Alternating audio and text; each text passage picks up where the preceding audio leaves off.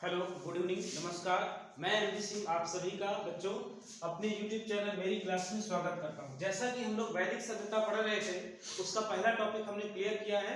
आज हम लोग बच्चों वैदिक सभ्यता का दूसरा पार्ट पढ़ेंगे। जहां से कल हम लोगों ने बच्चों छोड़ा था, वहीं से आज हम लोग शुरू करेंगे। कल हम लोगों ने ऋग्वेद के बारे में जानकारी प्राप्त की। ऋग्वेद से संबंधित जो तथ्य रह गए थे, आज बच्चों हम उनको कवर करेंगे। इसके लिए आप पहला वीडियो जाकर देख लीजिए, दूसरा वीडियो आपको यहाँ से मिलेगा। ठीक है बच्चों, इस वेद की हम थोड़ी सी चर्चा कर लेते हैं कि यह सबसे प्राचीन वेद है और इसके रचनाकार महर्षि कृष्ण द्वैपायन वेदव्यास जी हैं। इसमें 10 मंडल हैं, 1028 सूक्त हैं और 10,462 ऋचाएं हैं। ऋचाओं को भी बच्चों मंत्र कहा जाता है। इसमें 10वां जो मंडल है सबसे बाद में लिखा गया है और दूसरा और 7वां मंडल सबसे पहले लिखे गए थे। उन्हें वंश मंडल भी कहा जाता है। 4 मंडल बच्चों बहुत ही महत्वपूर्ण है, जिसमें से तीसरा मंडल है जिसमें गायत्री मंत्र का उल्लेख किया गया है और इसकी रचना विश्वामित्र जी ने की है। गायत्री मंत्र सूर्य की माता अदिति को समर्पित है। 9वां मंडल से पहले बच्चों आता है 7वां मंडल, वो बड़ा इंपॉर्टेंट है। उसमें युद्ध है, दशराध का युद्ध, उसका उल्लेख किया गया है, जिसमें आर्यों और अनार्यों के मध्य होने वाले युद्ध का उल्लेख किया गया है, जिसमें राजा सुदास के बारे में आपको जानकारी मिलेगी। 9वां मंडल जो है बच्चों वो सोम देवता को समर्पित है, ये वनस्पति के देवता है। और 10वां मंडल जो है बच्चों 10वें मंडल में पुरुष सूक्त का उल्लेख आता है, जिसमें बच्चों वर्ण व्यवस्था का उल्लेख किया गया है। उसी में एक नदी सूक्त आता है जिसमें नदियों का उल्लेख किया गया है। यहीं से बच्चे हमको पढ़ना है, तो नदी सूक्त का उल्लेख किया गया है। ठीक है, जिसमें नदियों की चर्चा की गई है। अगर हम बात करें ऋग्वेद में, तो बच्चों गंगा नदी का सिर्फ एक बार उल्लेख मिलता है। ठीक है, गंगा हो, पृथ्वी हो, इनका सिर्फ बच्चों एक बार उल्लेख मिलता है। ठीक है, अगर हम यमुना नदी की बात करें तो इसमें बच्चों 3 बार इसका उल्लेख मिला हुआ है। कितनी बार मिलता है? 3 बार यमुना का उल्लेख मिला है। सर्वाधिक बार किस नदी का उल्लेख मिला है बच्चों? तो इसमें सर्वाधिक बार सिंधु नदी का उल्लेख मिलता है। ठीक है बच्चों, किस नदी का उल्लेख मिला है? सर्वाधिक बार सिंधु नदी का उल्लेख मिला है। और अगर पूछा जाए कि सबसे पवित्र नदी कौन सी है जो ऋग्वेद में है, तो सबसे पवित्र नदी सरस्वती को बताया गया है। किसको बताया गया है बच्चों? सबसे पवित्र नदी सरस्वती को बताया गया है। इसको बच्चों सरस्वती नदी को कुछ उपाधियां मिली हैं, जैसे इसको नदीतमा कहा गया है। क्या कहा गया है बच्चों? नदीतमा, मातेतमा कहा गया है और देवीतमा कहा गया है। ये 3 उपाधियां इसको मिली हैं। इसे बुद्धि की देवी भी कहा जाता है बच्चों। क्या कहा जाता है? बुद्धि की देवी भी इसको कहा जाता है। तो इतनी नदियां याद रखिएगा। ऋग्वेद से गंगा और पृथ्वी का 1 बार उल्लेख मिलता है, यमुना नदी का 3 बार उल्लेख मिलता है। सबसे अधिक बार अगर किसी नदी का उल्लेख मिलता है ऋग्वेद से, तो सिंधु नदी का मिलता है। लेकिन सबसे पवित्र नदी बच्चों सरस्वती नदी है, इंपॉर्टेंट है, कई बार एग्जाम में आया है। इसे नदीतमा, देवीतमा और मातेतमा कहा जाता है और इसे बुद्धि की देवी कहा जाता है। इसका उल्लेख भी बच्चों कहां से मिलता है? 10वें मंडल के नदी सूक्त से मिलता है। ठीक है बच्चों, जिस प्रकार वर्ण व्यवस्था का पुरुष सूक्त से मिलता है, उसी प्रकार से नदियों की चर्चा नदी सूक्त से की गई है। ठीक है, अच्छा थोड़ा सा इसमें और हम लोग बात करेंगे। सर्वाधिक बार इसमें 335 बार पिता शब्द का उल्लेख किया गया है। अगर पूछा जाए कि सबसे अधिक बार किस शब्द का उल्लेख है, तो पिता शब्द का उल्लेख बच्चों इसमें 335 बार है। अगर हम देवताओं की बात करें तो सबसे अधिक बार इंद्र का उल्लेख इसमें किया गया है। ठीक है बच्चों, 250 बार इसमें इंद्र का उल्लेख है। सर्वाधिक बार बच्चों इसमें इंद्र का उल्लेख किया गया है, आपको ये भी याद रखना है। ऋग्वेद की और हम थोड़ी सी बात कर लें तो इसमें बच्चों असदोमा सदगम जो होता है, ये यहीं से लिया गया है। असतो मां सदगम जो बात है, तमसो मां ज्योतिर्गम जो ये बात है, ये कहां से ली गई है? ऋग्वेद से ही बच्चों ली गई है। तो इतनी बातें आपको ऋग्वेद से बच्चों याद रखनी है। अब हम बात करते हैं जो ऋग्वेद के पुजारी होते हैं, ऋग्वेद की जो ऋचाओं का अध्ययन करते हैं, उन पंडितों को बच्चों होत्र कहा जाता है। क्या कहा जाता है? होत्र कहा जाता है। ठीक है, तो इनको हम बाद में एक साथ देख लेंगे। तो अगर आपको स्क्रीनशॉट लेना है तो इसका स्क्रीनशॉट ले लीजिए। चलिए ठीक है, हो गया स्क्रीनशॉट। अब हम लोग बच्चों बात करते हैं अगले आपके वेद की। अगला जो वेद था बच्चों, उसका नाम था सामवेद। जब ज्ञान की प्राप्ति हो गई, सारे नियम विधि के बारे में जानकारी हो गई, तो लोग आनंद के लिए, अनुभूति के लिए नए वेद की रचना की गई, जिससे सभी लोगों का मन लगा रहे।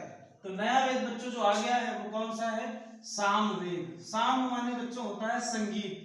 इससे आप याद रखेंगे साम से कि ये किससे संबंधित वेद है, तो बच्चों ये संगीत से संबंधित वेद है। इसमें 7 स्वरों का उल्लेख मिलता है। किसकी जानकारी मिलती है बच्चों? 7 स्वरों की जानकारी मिलती है। सा रे गा मा पा दा नि सा, जो 7 स्वर हैं उसकी जानकारी हमें बच्चों कहां से मिलती है? सामवेद से मिलती है। इसे भारतीय संगीत का जनक कहा जाता है। इसे बच्चों क्या कहा जाता है? भारतीय संगीत का इसे जनक भी कहा जाता है। ठीक है बच्चों, तो इसे भी आप याद रखिएगा। भारतीय संगीत का जनक किसे माना जाता है? तो सामवेद को ही माना जाता है। 7 स्वरों की इससे जानकारी मिलती है। संगीत की जानकारी हमें मिलती है। संगीत की जानकारी भी हमें किससे मिलती है? सामवेद से ही मिलती है। तो इतनी चीजें आपको इसमें याद रखनी है सामवेद से। ठीक है, इसके बाद बच्चों हम लोग बात करेंगे यजुर्वेद की। अगला जो वेद है कौन सा है? यजुर्वेद है आपका। ठीक है बच्चों, यजुर्वेद की चर्चा करेंगे। अगला आपका बच्चों जो वेद है यजुर्वेद है।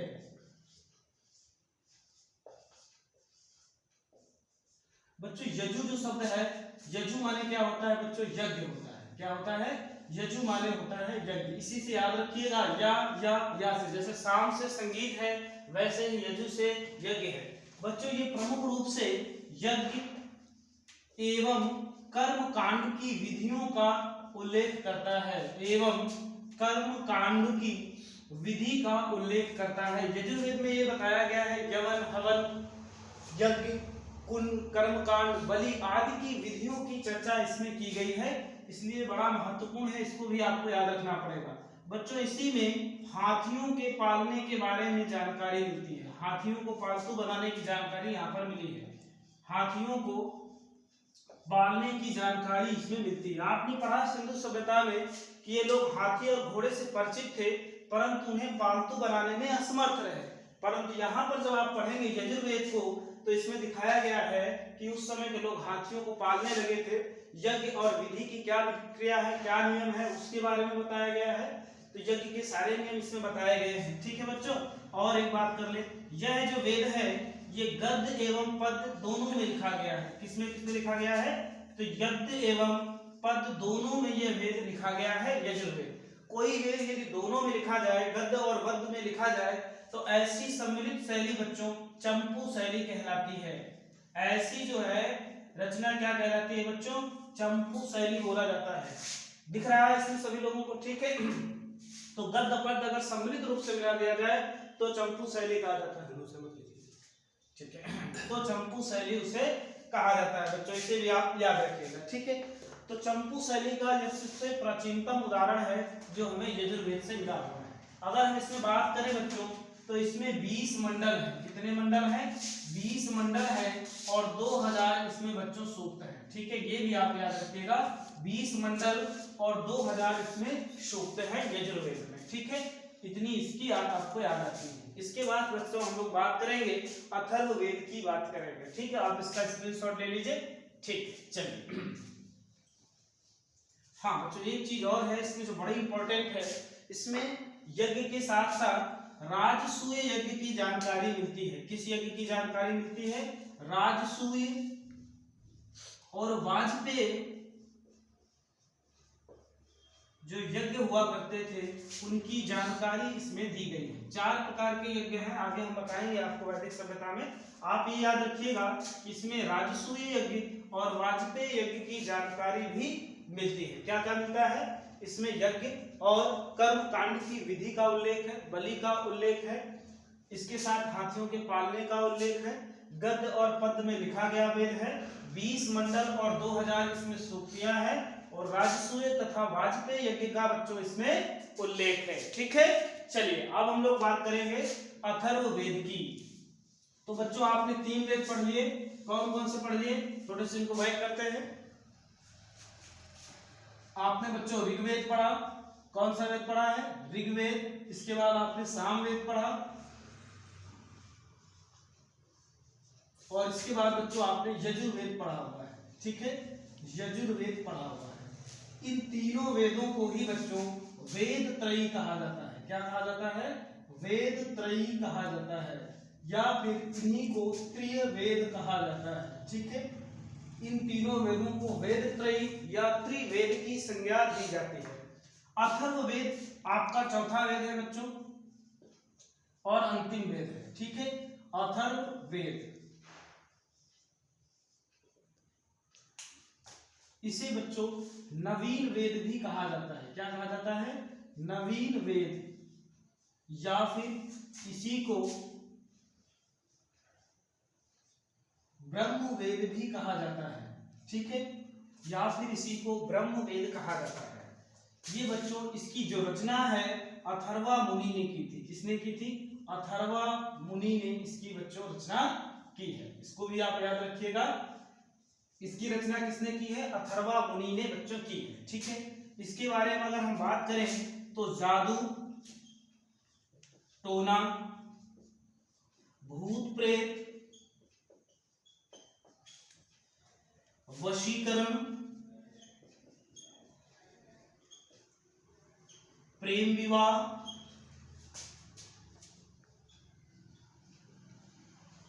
ज्योतिष,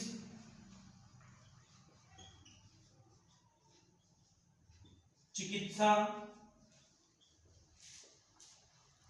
आदि के बारे में जानकारी मिलती है। तो महत्वपूर्ण है बच्चों, ये सबसे बाद में लिखा गया है। इसे नवीनवाद या ब्रह्मवेद कहा जाता है। इसकी रचना बच्चों अथर्वा मुनि ने की थी। अथर्व का मतलब होता है पवित्र जादू। यह जादू टोने, भूत प्रेत, वशीकरण, प्रेम विवाह, मृत्यु, ज्योतिष विद्या और चिकित्सा के बारे में जानकारी देता है। तो ये भी याद रखिएगा। इसके अलावा बच्चों क्या जानकारी देता है?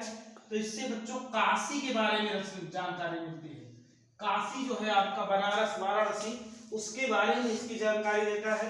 इसके अलावा बच्चों एक धातु है चांदी, उसके बारे में ये जानकारी देता है। इसके अलावा बच्चों सती प्रथा के बारे में भी इसमें उल्लेख आया है।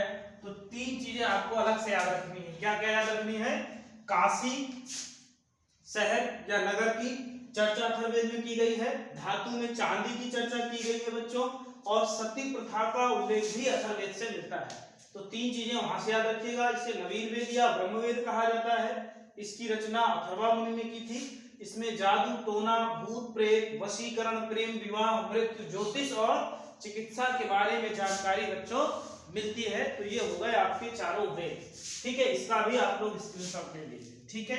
अब बच्चों चारों वेदों के उपवेद भी हैं, तो हम उनकी भी चर्चा कर लेते हैं कि चारों वेदों के उपवेद कौन है और इनके जो उच्चारण करता थे, जो पुरोहित थे, उनको भी नाम दिया गया है बच्चों, ठीक है। तो उनको भी हम लोग जान लेंगे।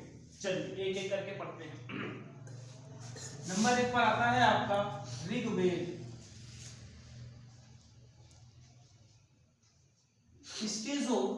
इसका जो वेद है, उपवेद है बच्चों, उसको आयुर्वेद कहा जाता है। क्या कहा जाता है? आयुर्वेद कहा जाता है, ठीक है, आयुर्वेद कहा जाता है। और इसको जो ऋग्वेद या आयुर्वेद के पुरोहित थे, उनको बच्चों क्या कहा जाता है?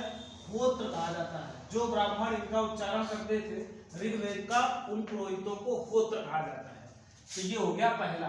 दूसरा जो बच्चों है आपका ऋग्वेद के बाद आता है आपका सामवेद। कौन सा आता है बच्चों? सामवेद आता है, ठीक है। सामवेद का जो बच्चों है उसको हम लोग बोलते हैं गंधर्व। इसका उपवेद क्या है बच्चों? गंधर्व वेद है, ठीक है। इसका क्या है? गंधर्व वेद है। तीसरा जो बच्चों आएगा आपका, उसको हम लोग बोलते हैं यजुर्वेद। क्या बोलते हैं? यजुर्वेद बोलते हैं। और चौथा कौन सा है? इसमें बच्चों धनुर्वेद आता है। कौन सा आता है? धनुर्वेद। और लास्ट में है आपका अथर्ववेद। अथर्ववेद से बच्चों हमें जानकारी मिलती है शिल्प वेद की। किसकी जानकारी मिलती है? शिल्प वेद की। अब हम इनके ब्राह्मणों की बात कर लेते हैं बच्चों। तो इसका जो ब्राह्मण है शिल्प वेद का, उसको ब्रह्म कहा जाता है। क्या कहा जाता है? उसको ब्रह्म कहा जाता है। जो अथर्ववेद के उद्गाता थे उनको ब्रह्म कहा जाता है। यजुर्वेद के जो थे उनको अध्वर्यु कहा जाता है, अध्वर्यु कहा जाता है, अध्वर्यु।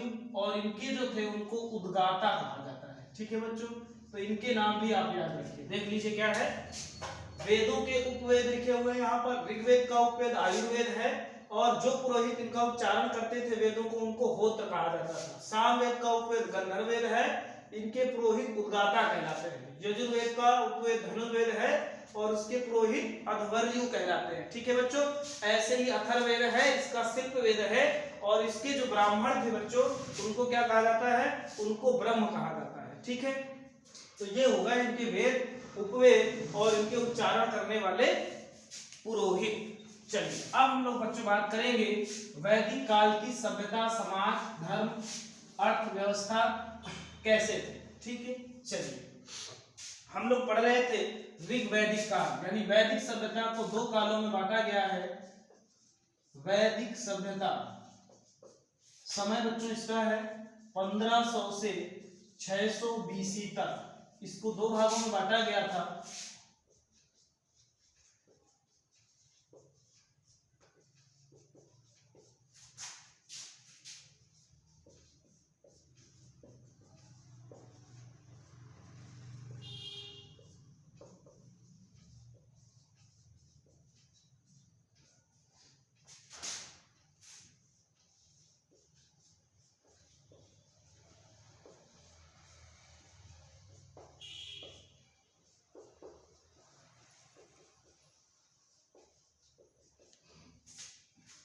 वैदिक सभ्यता 1500 ईसा पूर्व से 600 ईसा पूर्व की सभ्यता है बच्चों।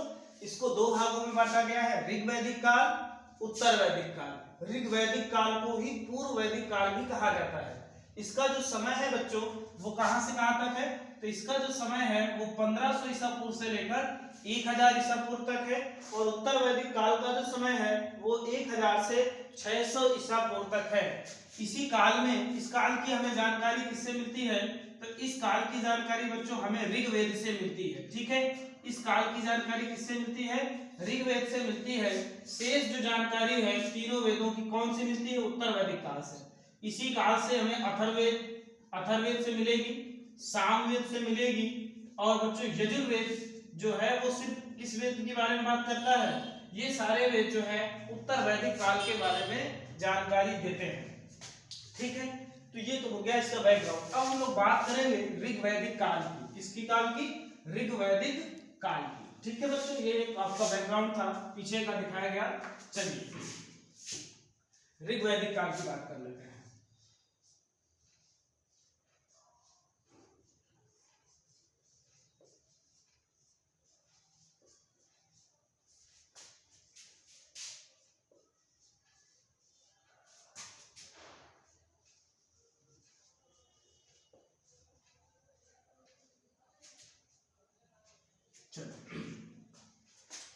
सबसे नंबर एक पर आता है सभ्यता।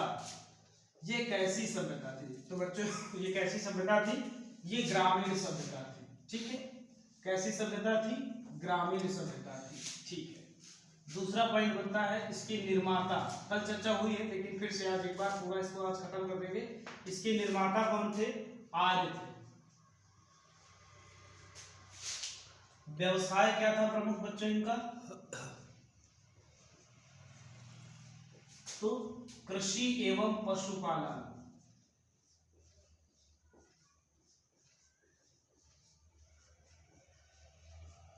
लेकिन मुख्य रूप से ये किस पर फोकस कर लिए थे बच्चों, तो मुख्य रूप से इसमें आपको पशुपालन पर बहुत जोर दिया है, इसलिए व्यवसाय में मुख्य रूप से आपको पशुपालन। ठीक है, परिवार,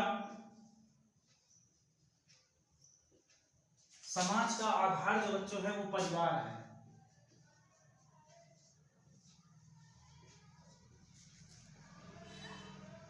समाज का आधार क्या माना जाता है, परिवार है। सत्ता किसकी है, यानी मुखिया कौन है। जैसे कि आपने सिंधु सभ्यता में पढ़ा मात्र सत्तात्मक थी, यहाँ से थोड़ा सा चेंजेस है, यहाँ पर पुरुष प्रधान सभ्यता है या पितृ सत्तात्मक व्यवस्था है। कैसी है, पिता की यहाँ पर सत्ता है, तो ये पितृ सत्तात्मक है बच्चों। ठीक है, थोड़ी सी और जानकारी हम लोग इकट्ठा करेंगे यहाँ पर। कैसी सत्ता है? तो पितृ सत्तात्मक व्यवस्था है यहाँ पर। परिवार समाज का आधार है। व्यवसाय कृषि एवं पशुपालन, लेकिन पशु का ज्यादा यहाँ पर काम किया गया है। निर्माता आर्य है और यह सभ्यता ग्रामीण व्यवस्था पर आधारित सभ्यता है। ठीक है बच्चों, थोड़ी सी बात अब हम लोग आगे करेंगे। ये जो है बच्चों प्रकृति के पूजक हैं। किसके पूजक हैं? प्रकृति पूजक। ठीक है, अगला जो पॉइंट है आपका, ये लोग कैसे हैं? प्रकृति को पूजते हैं, पानी को पूजते हैं, वृक्ष को पूजते हैं, सूर्य को पूजते हैं, घोड़े को पूजते हैं, बैल को पूजते हैं, तो प्रकृति पूजक होगा। ठीक बच्चों, चलिए, कुल जो है सबसे छोटी इकाई है। सबसे छोटी इकाई बच्चों क्या है? कुल है।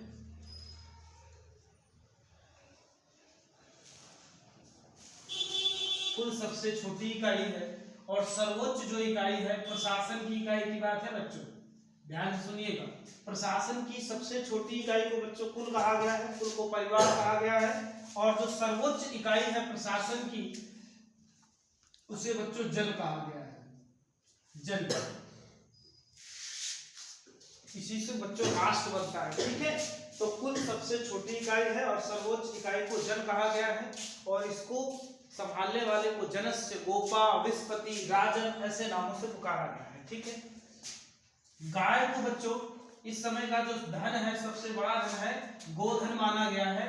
सर्वोच्च जो धन माना गया है, किसको माना गया है? गोधन को माना गया है। मतलब जो धन का मुख्य स्रोत इसमें माना जा रहा है, गाय को माना गया है। ठीक है बच्चों, ठीक है, गोधन को। और इसको अघन्या कहा गया है। क्या कहा गया है? अघन्या, मतलब ना मारे जाने योग्य।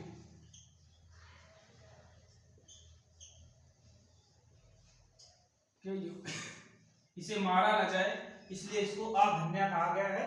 तो मुख्य रूप से धन के रूप में बच्चों इस किसका प्रयोग कर रहे हैं? गोधन की मुख्य इनका स्रोत है। थोड़ी सी और जानकारी इसमें लिख लेते हैं। देखो, ठीक है, इनको बच्चों कपास की जानकारी नहीं थी। ठीक है, यहाँ पर जो जानकारी है आपने पढ़ा कि सिंधु सभ्यता में कपास के लोग बोते थे। तो यहाँ पर बच्चों जो जानकारी नहीं मिली है वो किसकी नहीं मिली है? कपास बोने का साक्ष्य नहीं मिला है। दूसरा, लोहे का साक्ष्य नहीं मिला है बच्चों। लोहे की जानकारी का साक्ष्य नहीं मिला है। किसका मिला है? कांसे का मिला हुआ है बच्चों। यहाँ पर तांबे का भी मिला हुआ है। कांसा, तांबा, टिन ये सब जानते थे। तांबा और टिन मिला दिया जाए तो कांसा बन जाए, इसकी जानकारी है, इसकी भी जानकारी है। परंतु कांसा, कपास बच्चों और लोहे की जानकारी इनको नहीं है ऋग्वैदिक काल में। तो ये इतनी चीजें बाकी हो गई। ये समता मूलक समाज है। कैसा समाज है बच्चों? समता मूलक समाज है। पहले बच्चों आप एक बार फिर से देख लीजिए, यह सभ्यता ग्रामीण सभ्यता है। इसके निर्माता आर्य हैं। इनका मुख्य व्यवसाय कृषि एवं पशुपालन है। मुख्य रूप से पशुपालन पर जोर देते हैं। परिवार समाज का आधार है। सत्ता पितृ की है, पिता सत्तात्मक है। ये लोग प्रकृति के पूजक हैं, इसीलिए जल की, वृक्ष की, सूर्य की, अग्नि की, वायु की, सभी की पूजा करते हैं।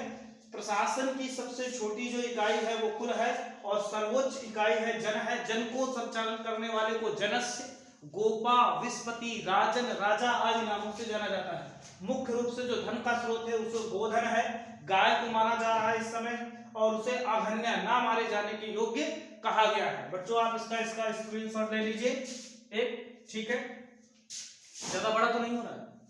ठीक है, चलिए थोड़ी सी बात और है, बस फिर समाप्त हो जाएगा। इतने ही पॉइंट्स आपको और नोट करने हैं। चलिए,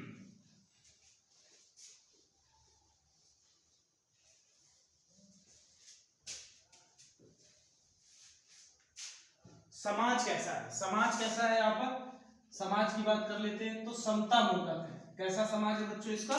समता मूलक है, समानता पर आधारित है। समता मूलक का मतलब क्या हो गया? समानता पर आधारित है। वर्ण व्यवस्था भी जो बच्चों है, ब्राह्मण, वैश्य, क्षत्रिय, शूद्र, वो कर्म के आधार पर निर्धारित की गई। तो समाज कैसा है? समता मूलक है। ठीक है, महिलाओं की स्थिति कैसी है? बहुत अच्छी है। इस समय महिलाओं की स्थिति बच्चों बात करें तो बहुत अच्छी है। शिक्षा ग्रहण कर सकती हैं, यज्ञ में भाग ले सकती हैं और जनेऊ, उपनयन संस्कार होता है। अभी नहीं होता, आपने कभी नहीं देखा होगा, जो ब्राह्मण, क्षत्रिय, वैश्य, शूद्र सभी ने, लेकिन उपनयन संस्कार ब्राह्मणों में जरूर होता है। उपनयन संस्कार क्षत्रियों में भी होता है। जनेऊ धारण का विवाह के समय हो जाता है अगर नहीं हुआ। और अभी आपने नहीं देखा होगा कि महिलाओं का होता है, उस समय होता था। महिला और पुरुष में कोई भेदभाव नहीं है, समाज समता मूलक है। महिलाओं को शिक्षा लेने का, पुरुष या अपने पति के साथ यज्ञ में शामिल होने का और उपनयन संस्कार का अधिकार था। तो ये भी आप याद रखिएगा। एक महत्वपूर्ण बात है, बाल विवाह, बाल विवाह, पर्दा प्रथा, तलाक। बाल विवाह, पर्दा प्रथा, तलाक नहीं होते थे। जो कुरीतियां हैं नहीं हो रही, बाल विवाह नहीं है, पर्दा प्रथा नहीं है, तलाक नहीं होता था। ठीक है बच्चों। विधवा विवाह होता था, विधवा को विवाह करने की अनुमति है इसमें। ठीक है, विधवा विवाह हो सकता है। ठीक है, नियोग प्रथा प्रचलित थी इस समय। कौन सी प्रथा है बच्चों? नियोग प्रथा भी प्रचलित थी। नियोग प्रथा क्या है? यदि किसी का पति समाप्त हो जाए या किसी कारणवश उसकी मृत्यु हो जाए या निधन हो जाए, तो उसकी पत्नी उसके छोटे भाई के साथ, पति के छोटे भाई के साथ पुत्र प्राप्ति कर सकती है। इस व्यवस्था को नियोग प्रथा बच्चों कहा जाता है। विधवा विवाह होता है, विधवा विवाह हो सकता है, नियोग प्रथा प्रचलित थी, लेकिन बाल विवाह, पर्दा प्रथा, तलाक जैसी कोई व्यवस्था वहां पर नहीं है। महिलाओं की स्थिति अच्छी है, शिक्षा ग्रहण कर सकती हैं, पति के साथ यज्ञ में भाग ले सकती हैं, जनेऊ या उपनयन संस्कार होता है। तो ये महत्वपूर्ण चीजें हैं। इसके अलावा एक चीज और है, आप देख लीजिए इसमें,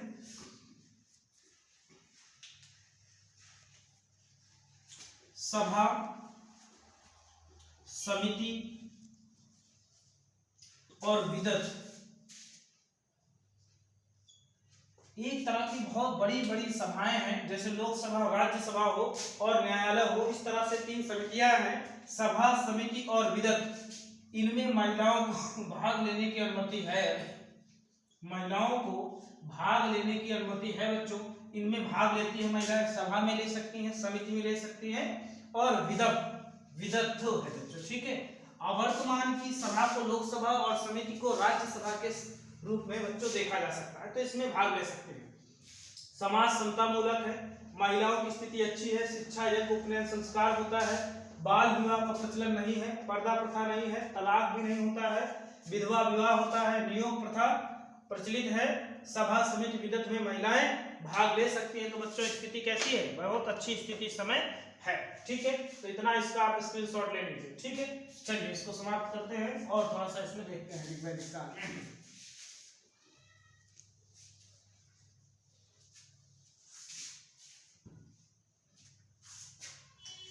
इसमें बच्चों क्या है? प्रकृति पूजक बताए गए हैं। कैसे बताए गए हैं?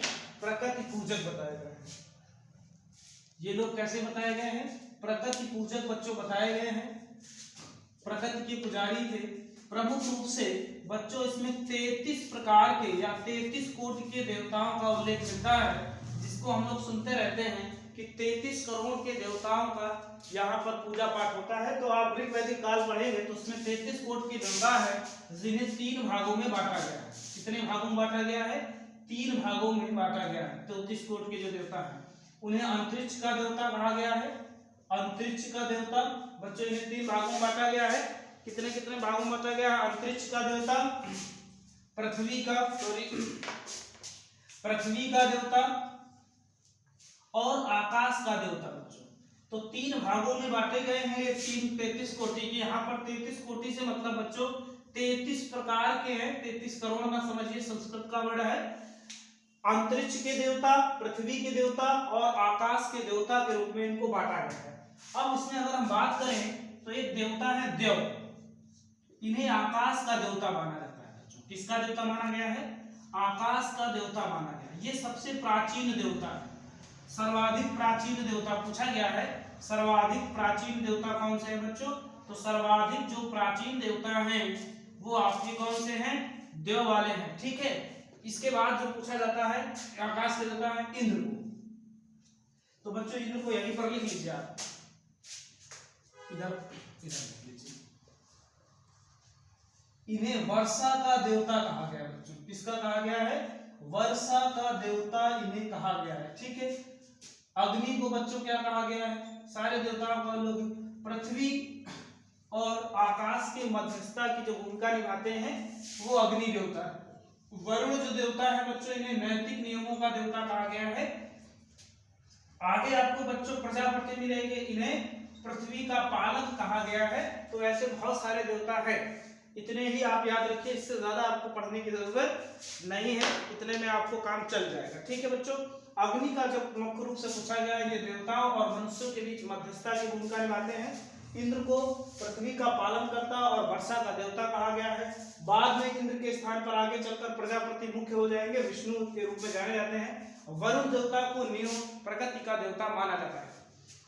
तो 33 प्रकार के यहाँ पर देवताओं का उल्लेख भी मिलता है। ठीक है बच्चों, तो आपने ये वैदिक काल पढ़ लिया है, इससे ज्यादा कोई भी क्वेश्चन बाहर से नहीं बनेगा।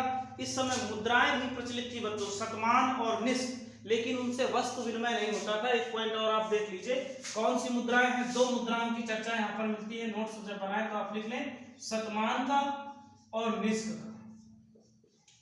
कुछ आभूषण है लेकिन वनडे एग्जाम की दृष्टि से महत्वपूर्ण नहीं है, लेकिन इनसे वस्तु विनिमय नहीं होता था। जैसे गोचर है, अंगूठी है, गले में पहनने वाली ज्योचनी है, ऐसी कुछ चीजें हैं जिनकी चर्चा की गई है, हम लोग अगले वीडियो में करेंगे। वीडियो अच्छी लगे तो लाइक और सब्सक्राइब जरूर करें। वीडियो देखने के लिए आप सभी का धन्यवाद, बहुत बहुत धन्यवाद।